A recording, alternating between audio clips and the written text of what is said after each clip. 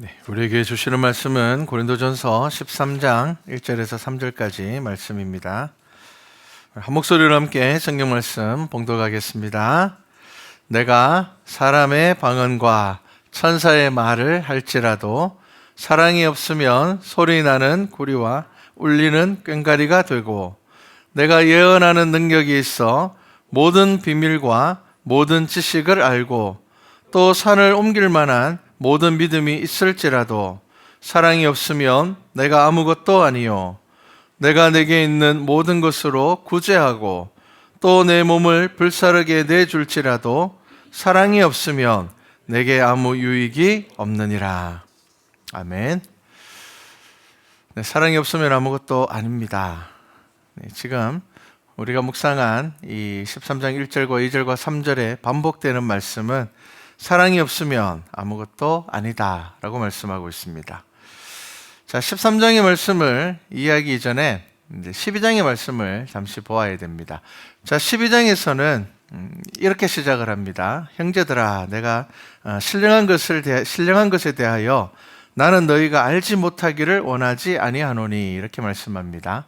자, 12장은 시작을 하면서 신령한 것에 대하여서, 은사에 대하여서 분명히 우리가 알아야 되고 사모해야 된다는 것을 말하고 있습니다. 그리고 이제 은사의 여러 가지 종류에 대해서 이야기를 합니다. 한 은사만 있는 것이 아니라 다양한 은사를 있고, 그리고 또 이 은사는 뭐 더 높은 것, 더 중한 것, 더 약한 것, 낮은 것, 이런 것이 있는 것이 아니라는 것을 말합니다. 그러면서 사도 바울은 지체에 대한 이야기를 합니다. 그래서 이제 12장 12절부터는 몸은 많은데 많은 지체가 있고, 이렇게 이야기를 합니다. 우리 모두가 지체라는 겁니다. 다양한 은사를 가지고 있지만 결국은 이 다양함이 우리가 서로 다르다라는 것을 이야기하는 것이 아니라 우리가 각자에게 맡은 일들을 감당함으로 인하여서 우리는 한 지체라는 것을 말합니다. 12장 마지막 31절 말씀이 아주 중요합니다. 너희는 더욱 큰 은사를 사모하라. 내가 또한 가장 좋은 길을 너희에게 보이리라. 자, 그가 말하는 가장 좋은 길이 뭐냐면은 이제 13장에서 본격적으로 이야기하고 있는 사랑입니다. 그런데 이 사랑은 그냥 사랑이 아니라 십자가의 사랑입니다. 하나님은 저와 여러분을 사랑하는 분입니다. 그런데 우리가 그 사랑을 잘 모릅니다. 우리가 어릴 때 부모님의 사랑을 잘 모르는 것하고 마찬가지입니다. 우리가 부모님 사랑 잘 모릅니다. 어른이 되어야지 깨닫게 되는 것이 참 많습니다. 하나님의 사랑에 대해서도 마찬가지입니다. 우리는 더 달라고 이야기를 하고 더 잘되게만 해달라고 이야기를 하고, 그게 사랑받는 것이라고 생각을 합니다. 우리가 마음대로 살면서 아무 문제 없이 잘 되면 그것을 사랑받았다라고 생각할 때가 많습니다. 내 하고 싶은 대로 사는데 건강도 있고 물질적인 것도 채워지고, 그러면 하나님이 나를 사랑하시는구나, 그렇게 생각할 때가 많습니다. 그것을 사랑으로 생각하다 보니까 올바른 길을 알려주는 것에 대하여서는 싫어할 때가 많고, 그것은 사랑이 아닌 것처럼 생각할 때도 많습니다. 우리가 어른이 되어서야지 부모의 마음을 알게 되듯이 우리가 죽음을 앞두어야지 비로소 알게 되는 것들 또한 아주 많습니다. 우리가 인생을 살면서 깨닫게 되는 진짜 사랑은 뭐냐 하면 나를 옳고 바른 일로 향하게 해주는 것이 진짜 사랑입니다. 고린도 교회는 사도 바울이 1년 6개월 동안 머물면서 성경을 가르친 곳입니다. 짧은 시간이 아닙니다. 사도 바울의 사역의 시간들에 비하면 1년 6개월 동안 고린도 교회에 머물러서 성경과 말씀을 가르쳤다면 이건 짧은 것 아닙니다. 이 고린도 교회는 겉으로 보기에는 열심도 있는 것처럼 보였습니다. 그리고 은사도 사모했습니다. 그런데 이 교회가 숫자적인 것을 이야기하는 것 아닙니다. 성장하지 못했습니다. 교회에 자꾸 어려운 일들만 생겨났습니다. 사도 바울이 사역을 끝내고 이제 다른 곳에서 사역을 하고 있는데 고린도 교회에서 들려오는 소식은 좋지 않은 소식이었습니다. 가장 심각한 문제가 뭐냐 하면은 파벌이었습니다. 지금도 대부분의 교회의 문제는 여기서 시작됩니다. 교회가 하나 되지 못하게 됩니다. 고린도 교회에 가장 심각한 몇몇 가지 문제가 뭐냐 하면 아까도 이야기했던 것처럼 파벌, 그리고 또한 예수 그리스도를 부정함으로 인하여서 교회를 어지럽히는 사람들이 있었습니다. 주로 이제 율법주의자들, 유대인들이 들어와서는 예수 그리스도께서 메시아 되심을 부정하는 사람들이 있었습니다. 그리고 또 성도와 성도가 서로 다투는데 이 다툼을 신앙 안에서 해결하려고 하지 않고 세상의 법정에다가 맡겼습니다. 그러다 보니까 교회가 엄청난 어려움을 겪게 되었습니다. 그리고 또 이 고린도 지역 특성상 가지고 있는 우상 숭배와 관련된 음행이 있었습니다. 고린도 지역은 우상 숭배를 아주 많이 하는 지역이었습니다. 그러다 보니까 그들이 익숙하게 가지고 있는 어떤 잘못된 우상 숭배의 습관들이 그 삶 속에 있었습니다. 그리고 또 바울의 사도권을 부정했습니다. 그러니까 사도 바울의 간섭을 받고 싶지 않았습니다.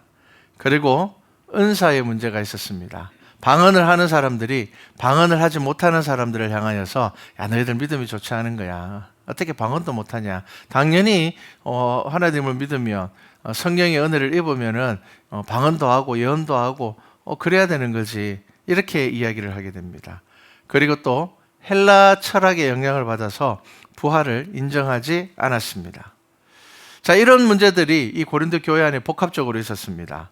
하나 되지 못하다 보니까 서로를 미워하는 마음들이 생기게 되고 더 많은 문제들이 그 안에서 계속 생겨났습니다. 그래서 상대방이 하는 행동을 그냥 싫어하게 됩니다. 부정하게 됩니다. 왜냐하면 그 사람이 싫기 때문에. 그리고 종종 자신의 자존심을 세우기 위하여서 스스로 잘못된 것을 알면서도 어떠한 일들을 행하게 됩니다. 내가 옳다는 것을 인정받기 위하여서 과장된 행동을 하기도 합니다. 이런 문제들이 고린도 교회 안에 생겨났습니다. 이후에 우리가 잘 아는 목회자 디도가 고린도 교회에서 이제 목회를 하면서 수습을 했습니다. 완전하게 수습하지는 못했습니다. 그런데 그런 이제 고린도 교회를 위하여서 기록된 것이 고린도전서의 말씀입니다. 그래서 1장부터 7장까지 내용은 이제 목회자 디도가 수습했던 것들을 위로하기 위하여서 기록된 내용들이고요.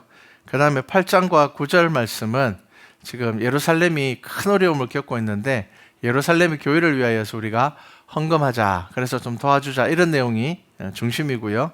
그리고 이제 10장부터 13장까지 말씀, 우리가 지금 읽은 것은 13장입니다. 이 말씀은 여전히 거기에 남아서 이 가르침을 거부하고 있는 자들에게 그들을 권면하고 그들을 향하여서 책망하기 위하여서 기록된 것이 이 고린도전서 10장에서 13장까지의 말씀입니다. 자, 거짓 선생들은 교회 안에서 다른 영과 다른 복음을 전하려고 했습니다. 그리고 그들은 방언이라든지 이런 은사들을 통하여서 사람을 분열시키려고 했습니다. 이런 고린도 교회를 회복할 수 있는 유일한 방법은 사랑이었습니다. 그냥 사랑이 아닙니다. 그리스도의 십자가의 사랑입니다. 그럼 여러분, 그냥 사랑과 그리스도의 십자가의 사랑이 어떻게 구분될 수가 있겠습니까? 그것을 설명하기 위해서 사도 바울이 12장에 지체됨에 대해서 이야기를 한 겁니다. 지체됨을 느끼지 않으면 그리스도의 사랑이 아니라는 겁니다.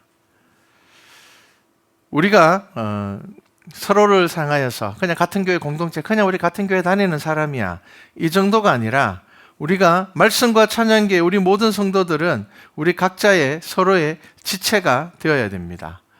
여러분, 사랑 없이 경건할 수 있습니다. 사랑 없이 교회 부흥할 수 있습니다. 그런데 때로는 또 영향력 있는 몇몇 사람을 통하여서 부흥합니다. 한국교회 부흥이 대부분 요 스타일이었습니다. 유명한 목사님, 특별한 능력을 행하는 몇몇 사람들을 통하여서 교회가 부흥을 했습니다.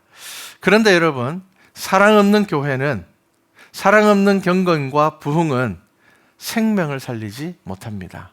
중요한 것은 교회는 많은 사람이 모이는 것이 목적이 아니라 그 가운데서 소망을 잃었던 생명들이 살아나고 절망 가운데 있던 자들이 하나님을 만나고, 그것이 교회의 역할입니다. 그런데 사랑이 없으면 생명을 살리지 못하게 됩니다. 그리고 어느 순간 모래성처럼 무너져 버리게 됩니다. 교회를 살리는 유일한 힘은 그리스도의 사랑 외에는 없습니다. 그래서 예수님께서 그 사랑이 얼마나 중요한지를 저와 여러분들에게 말씀하셨습니다. 요한복음 13장 34절에 보면 이렇게 이야기를 합니다. 새 계명을 너희에게 주노니 서로 사랑하라. 내가 너희를 사랑한 것 같이 너희도 서로 사랑하라. 사람들은 그 당시에 율법에 붙잡혀 있었습니다. 그런데 예수님께서는 그게 아니라 내가 새로운 계명을 주는데 너희들이 서로 사랑해야 돼. 그렇게 이야기를 합니다. 그리고 이어서 뭐라고 말씀하시는가 하면 너희가 서로 사랑하면 이로써 모든 사람이 너희가 내 제자인 줄 알리라. 이렇게 이야기를 하셨습니다. 여러분, 교회가 교회되는 것도 그리스도의 사랑이 있어야 된다는 말씀입니다. 여러분, 교회가 교회처럼 보이는 것, 안에서 예배가 아주 경건하게 드려지고 아주 거룩하게 예배가 드려지고 교회에 사람들이 점점 더 많이 모여서 더 확장되고, 이것이 교회가 교회되게 하는 것이 아니라 사람들이 교회에 왔을 때에 그리스도의 사랑을 경험할 수 있어야 한다는 겁니다. 정말 이 사람들은 서로 아끼는구나. 정말 이분들은 서로 사랑하는구나. 정말 여기는 다툼이 있어도 서로 화해하는구나. 서로 용서하는구나. 이것이 있어야 한다는 것입니다.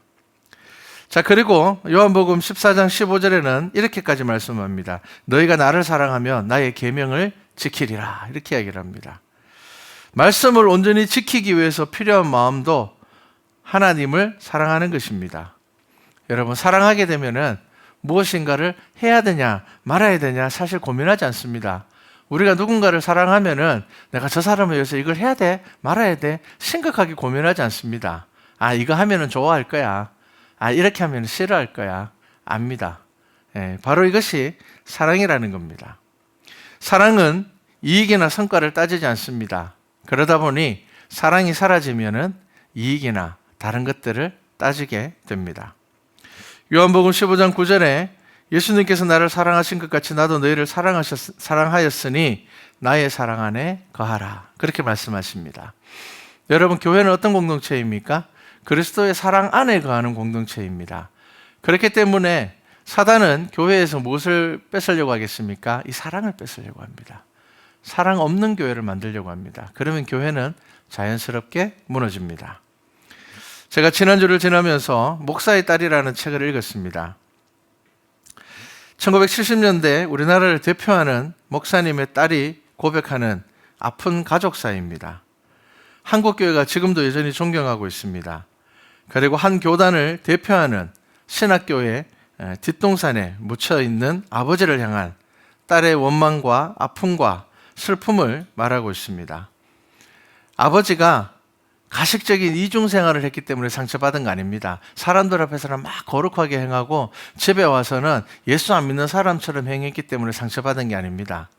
이 목사님의 딸이 상처받은 것은 뭐냐 하면은 오히려 철저한 율법주의적인 신앙으로 인하여서 그 안에서 아버지의 사랑을 경험하지 못하고 아버지에 대한 두려움만 가지게 되었습니다.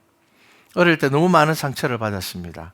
안식일을 지키지 않았다는 이유로 받았던 심한 체벌들과 아픔들, 그리고 어머니가 일찍 돌아가셨는데 어떻게 돌아가셨는가 하면은 술 취한 미군 운전자가 갑자기 차를 몰고 시장으로 돌진하는 바람에 갑자기 어머니가 그 차에 치여서 죽게 됩니다. 자, 그렇게 갑자기 돌아가신 어머니의 장례를 치르고 난 후에 아버지가 갑자기 어머니를 잃은 어린 자녀들을 위로하거나 품어주지 않고 오히려 술 취한 운전자를 용서한다는 탄원서만을 제출하고는 그 다음 날부터 신학교 강의를 나갔습니다. 그러한 원망들이 그 어린 마음의 상처로 평생을 남아 있었습니다. 사람들에게는 철저한 신앙인으로 존경받았습니다. 어떻게 자기 아내가, 사랑하는 아내가 죽었는데 어떻게 그 사람을 용서해달라고 탄원서를 낼 수 있느냐. 어떻게 장례가 끝나자마자 신학교에 나와서 제자들을 위해서 저렇게 강의를 할 수 있느냐. 많은 사람들은 그렇게 존경을 했지만 정작 자녀들은 가정에서 단 한 번도 아버지로서의 사랑을 주지 않은 그 상처를 가지고 있었습니다. 그리고 그 상처로 인하여서 오랜 시간 동안 알코올 중독과 도박으로 방황하던 오빠와 신앙을 떠나보낸 동생들, 결국 죽음 앞에서도 아버지와 화해하지 못했습니다. 이 책을 적은 딸이 목사님에게 직접적으로 이야기를 했습니다. 아버지가 어릴 때 이렇게 우리들에게 했는데 죽기 전에 우리들과 화해했으면 좋겠습니다 라고 이야기를 했을 때 그 목사님이 뭐라고 이야기를 했는가 하면은 나는 주의 일을 감당함에 부족함이 없었다. 그렇게만 이야기하고 결국은 돌아가셨습니다. 아버지가 집에 있으면 아이들은 집에 들어가기 싫어서 골목을 방황했습니다. 그리고 성인이 되자마자 아버지를 피해서 도망가듯 유학생활을 갔습니다. 그리고 거기서 참된 신앙의 스승을 만나고 치유되는 과정이 이 책에 기록되어 있었습니다. 책을 읽는 내내 제가 느낀 것은 사랑 없는 거룩에 대한 아픔이었습니다. 예수님께서 오셨을 당시에 율법주의가 그랬습니다. 그들은 성전을 거룩한 곳으로만 생각했습니다. 그래서 죄인들, 세리들, 병자들, 이방인들 이런 부정한 사람들은 성전에 못 오겠습니다. 왜냐하면 부정한 사람들이 성전에 오므로 인하여서 그 성전이 더러워진다고 생각을 했습니다. 하나님의 사랑이 필요한 이들이 성전에 와서 예배드리지 못함으로 인하여서 느끼는 영적인 두려움을 그들은 외면했습니다. 부정하다고 구별된 이들은 성전에서 예배드리지 못함으로 인하여서 그들의 삶에서 예배의 기회는 박탈당했습니다. 그래서 그들은 성전을 그리워하는 자들이 되었습니다. 그들은 늘 어디에 모여 있었는가? 성전 입구에 모여 있었습니다. 안에 들어가지는 못하고 그들이 갈 수 있는 최선 성전 입구였습니다. 하나님께 나아가지 못하는 스스로의 형편과 상황들이 더 비참하게 느껴졌을 것입니다. 그런데 그런 시대에 여러분 예수님께서 오셔서 어떻게 하셨습니까? 병든 자들과 함께 하셨습니다. 문둥병자를 찾아가셨습니다. 사마리아 여인과 마주 앉아서 대화하셨습니다. 그리고 심지어 예수님의 제자 중에는 세리가 있었습니다. 예수님의 사역에 마태에 대한 기록이 거의 없지만 그는 예수님의 참된 제자입니다. 사복음서를 보면은 마태의 언행이 한 번도 기록되어 있지 않습니다. 베드로가 했던 말들, 다른 제자들이 했던 말들은 한마디씩 들어있는데 마태가 했던 말은 한마디도 없습니다. 심지어 마태복음을 기록한 마태가 자기가 기록한 마태복음에서도 자신의 말을 드러내지 않았습니다. 자신의 신앙을 드러내지 않았습니다. 그의 성품이 어떠한지, 그가 얼마나 겸손한지를 알 수가 있습니다. 여러분, 마태복음은 사복음서 가운데 예수님에 대해서 가장 많은 기록을 담고 있는 책입니다. 당시에 로마는 세금 징수권을 팔았습니다. 이 세금 징수권은 경매처럼 팔았습니다. 그래서 이 세금 징수권을 산 사람은 이 세금 징수권을 산 사람들을 세리라고 이야기를 합니다. 그래서 이 세리들은 이 징수권을 살 때에 이렇게 합니다. 내가 1년에 혹은 내가 한 달에 얼마 내가 세금을 걷어서 로마에 바치겠습니다 라고 약속을 하면은 그 이상의 것들은 다 세리 것이었습니다. 그러니까 세리가 얼마나 많은 약탈을 할 수가 있었겠습니까? 특히나 로마는 이 세리에게 로마 군인을 몇 명 붙여줘서 세금을 거두는데 문제가 없게 했습니다. 자, 이 예수님 시대의 세리를 유대인들은 어떻게 불렀는가 하면 로마의 개, 민족 반역자 이렇게 불렀습니다. 이 세리는 유대인들 사회에서 공인된 죄인이었습니다. 거룩한 바리새인들의 정반대에 있는 사람들이 바로 세리입니다. 그래서 당시에 유명한 랍비들은 바리새인들이나 서기관들 중에서 거룩한 사람들을 뽑아서 제자를 삼았습니다. 하지만 예수님은 누구를 제자를 삼았습니까? 어부와 같은 사람, 그리고 심지어 세리였던 마태를 제자로 부르셨습니다. 바리새인들이 예수님을 좋아할 리가 없겠죠.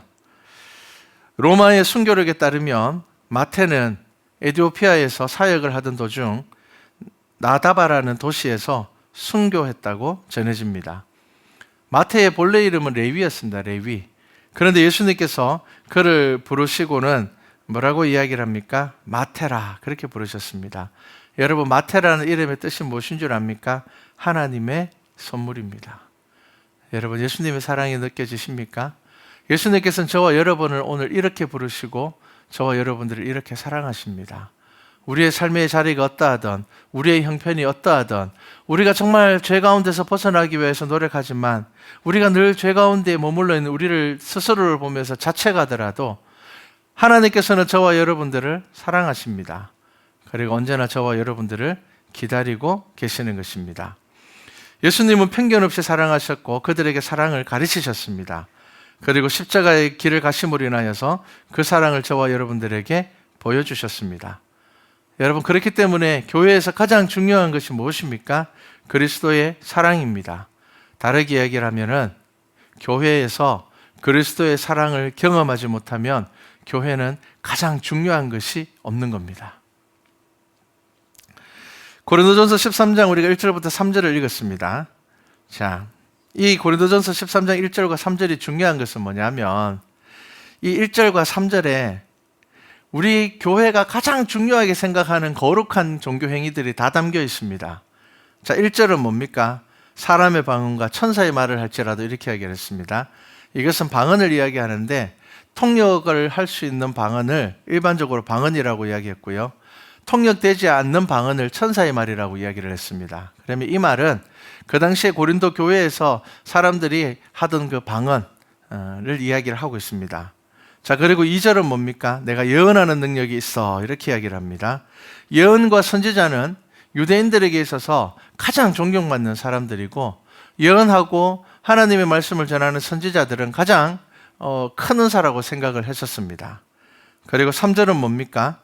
내가 내게 있는 모든 것으로 구제하고 또 내 몸을 불사르게 내어줄지라도 이것은 순교를 의미를 합니다.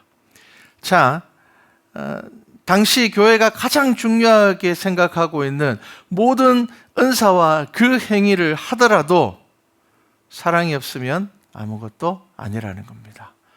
여러분, 이 말씀은 정말 중요합니다. 왜냐하면 오늘날도 우리는 여전히 교회 안에서 무엇을 중요하다고 생각합니까? 와, 저기 가면 병곤치인데, 와, 저기 가면 누가 나의 막 과거를 맞추고 내 미래가 내가 답답해하는 모든 문제를 속 시원하게 이야기해 주는 것 같아. 아, 저분은 순교하시는 분이야. 와, 우리가 어떻게 저런 믿음을 가질 수 있을까? 우리가 그렇게 생각하는 그 모든 것보다 더 중요한 것이 무엇이라고요? 바로 사랑이라는 겁니다.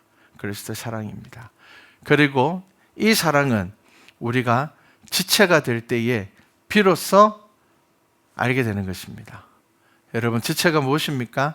여러분, 내 자녀 중에 한 명이 아픈데 그 자녀 한 명만 놔두고 나머지 외식하러 나갈 수 있습니까?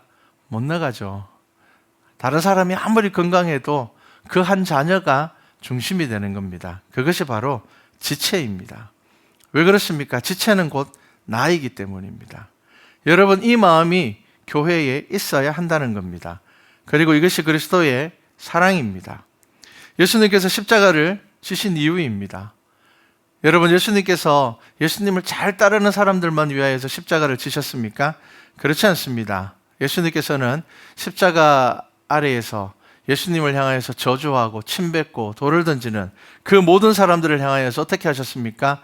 용서를 구하셨습니다. 하나님, 저들이 지금 하는 일을 알지 못합니다. 용서해 주십시오. 여러분, 이것이 예수님의 사랑이었습니다. 원수를 사랑하라는 말을 예수님께서는 그 십자가에서 직접 보여주셨습니다. 지체됨은 소중함입니다. 여러분, 전도하는 것도 정말 중요하지만 이미 한 공동체 안에서 함께 예수 믿는 우리가 서로 사랑하지 않는다면, 서로 용서하지 않는다면, 서로 그리스도의 마음으로 권면하지 않는다면 여러분, 교회는 든든히 세워지지 않습니다. 교회에 와서 실망하고 나가는 이들이 더 많다면 우리가 아무리 전도를 해도 그것이 무슨 의미가 있겠습니까? 여러분, 전도는 사람을 교회에 데리고 오는 행위를 이야기하는 것이 아닙니다. 말 그대로 도를 전하는 것입니다. 그런데 이 도는 길도자입니다. 이것이 뭘 이야기하는 것입니까? 길을 알려주는 것입니다. 여러분, 길은 먼저 간 사람들의 자국을 보고 뒷사람이 따라오는 겁니다. 여러분, 전도가 무엇입니까? 우리가 예수 그리스도의 십자가의 사랑을 가지고 살아감으로 인하여서 많은 사람들이 우리를 통하여서 이 길을 따라오는 것입니다. 아, 저렇게 사는 것이 정말 좋은 것이구나. 나도 저렇게 살아야 되겠다. 여러분, 그것이 바로 전도입니다. 선교사님 이야기를 하나 하고 말씀을 마치겠습니다. 선교사님께서 우리나라에서 이제 선교 훈련을 보통 2년 가까이 받습니다. 선교 훈련을 받고 정말 열정을 가지고 정말 뜨거운 마음을 가지고 선교지를 향하여서 갔습니다. 그래서 복음 사역을 3, 4년 가까이 했는데 정말 여러 가지 힘들고 어려운 시험들이 있었지만 어느 날 감당할 수 없는 시험이 앞에 딱 주어졌습니다. 이게 뭐냐 하면 아침에 와서 함께 예배드리던 사람이 밤에 몰래 와서 물건을 훔쳐가는 겁니다. 교회 물건들을 훔쳐가 버립니다. 이것이 계속 반복됩니다. 붙잡히면 잘못됐다고 회개합니다. 그러니까 용서해 줘야죠. 선교사님이 어떻게 하겠습니까? 용서해 줍니다. 그런데 또 누가 훔쳐갑니다. 심지어는 교회에 비치해 놓은 종이컵까지 와서 다 훔쳐가 버립니다. 워낙 가난한 나라이다 보니까 가져나가면 조그만 돈이라도 됩니다. 그러니까 선교사님은 기도하고 복음을 전하는데 이 사람들이 아침에 와서는 같이 예배드리고 저녁에 와서는 밤에 몰래 와서 물건을 훔쳐가 버립니다. 그런데 선교사님이 모든 것을 다 포기할 만한 사건이 생겼습니다. 선교 사역을 하면서 3, 4년 동안 정말 선교사님을 잘 도와줬기 때문에 그 선교지에서 처음 집사로 세운 여자분이 계셨는데 이분이 교회의 재정을 가지고 사라져 버렸습니다. 무너져 버렸습니다. 선교사님의 마음이 무너졌습니다. 그리고는 하나님 앞에 무릎 꿇고 기도했습니다. 하나님, 도저히 저는 이 사람들을 사랑할 수가 없습니다. 그렇게 애통하면서 기도를 했습니다. 한 달 정도 지나서 이 여자 집사님을 찾았습니다. 경찰이. 그런데 알고 보니까 이 집사님의 어린 자녀가 너무 아파서 치료를 받을 수 없는 상황이었습니다. 그래서 이 집사님이 그 돈을 가지고 아이의 치료를 한 겁니다. 자, 그 이야기를 듣고는 이 선교사님이 눈물로 회개를 했습니다. 내가 이 사람들을 사랑한다고 하면서 성도의 자녀가 아픈 것을 내가 몰랐구나. 아이가 아프다는 말을 그분이 지나가면서 몇 번 했습니다. 그런데 별로 대수롭지 않게 생각을 했습니다. 그런 자신의 모습을 돌아보았다고 합니다. 그러면서 이 선교사님이 그 집사님에게 사과를 했습니다. 눈물로 사과를 했습니다. 내가 집사님의 그 상황을 알지 못했다. 내가 조금만 더 관심을 가졌다면 알 수 있었을 텐데 내가 그것을 보지 못하여서 어떻게 보면은 선교사님은 그렇게 생각했던 모양입니다. 내가 그리스도의 사랑으로 이 사람들을 돌보지 못하였기 때문에 오히려 이 사람이 도둑질을 하도록 내가 만든 것은 아닌가, 그런 생각을 했던 모양입니다. 그래서 이 선교사님께서 이 돈을 훔쳐간 집사님에게 눈물로 사과했습니다. 그리고 하나님 앞에 회개했습니다. 그 이후로 이 선교지가 부흥하기 시작했습니다. 왜냐하면 사람들은 선교사님을 봤을 때 어떤 느낌을 가졌는가? 잘 사는 나라에서 온 이방인 정도로.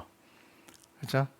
그냥 아주 잘 사는 사람이 이 가난한 데 와가지고 그냥 뭔가를 베풀어 주려고 하는 뭐 그렇게만 보였기 때문에 사람들은 그 선교사님을 통하여서 그리스도의 사랑을 경험하지 못한 것이었습니다. 자, 이 일이 있고 난 다음에 어떤 변화가 생겼는가 하면은 가끔씩 교회에서 물건이 없어지면 교인들이 조용하게 찾아놓는답니다. 없어졌던 물건이 한 며칠 지나면 다시 제자리로 와 있대요. 그러니까 이제 교인들이, 동네니까 빤하잖아요. 훔쳐가면 선교사님이 찾으려고 그러면 못 찾지만 현지인들이 찾으려고 그러면 찾아요. 그러니까 그 사람들이 물건을 찾아서 선교사님이 우리를 위해서 얼마나 기도하고 저분이 저 잘 사는 나라에서 자기 거 다 포기하고 여기 와서 우리를 얼마나 사랑하는데 야, 우리가 이러면 안 되지. 그래서 찾아가서 그걸 가져다 놓는다고 합니다. 그리고 정말 그 사람이 도움을 받아야 될 만큼 힘들고 어려운 사람이면은 정식으로 이제 선교사님을 통하여서 도움을 베풀고, 그러다 보니까 이제 선교지에 복음이 전해지기 시작을 했습니다. 여러분, 우리가 아무리 거룩해도 아무리 대단한 일을 한다고 해도 저와 여러분들의 마음에 그리스도의 사랑이 없으면 안 됩니다. 우리는 때로 답답할 때가 있죠. 내가 이렇게 기도하는데, 내가 이렇게 경건하게 살아가는데, 내가 이렇게 거룩하게 살아가는데 왜 나를 통하여서 복음이 전해지지 않을까?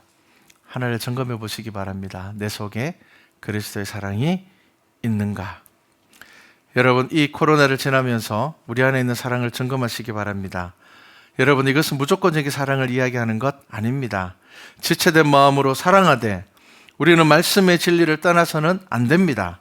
우리가 무엇보다 예수의 이름으로 사랑하기를 힘쓰시는 성도들 되시기 바랍니다. 십자가의 사랑이 나를 위한 사랑임을 기억하시고 사랑받는 자녀로서 다른 사람들에게 그리스도의 사랑을 전할 수 있는 우리 모든 성도들 되기를 주님의 이름으로 축복합니다.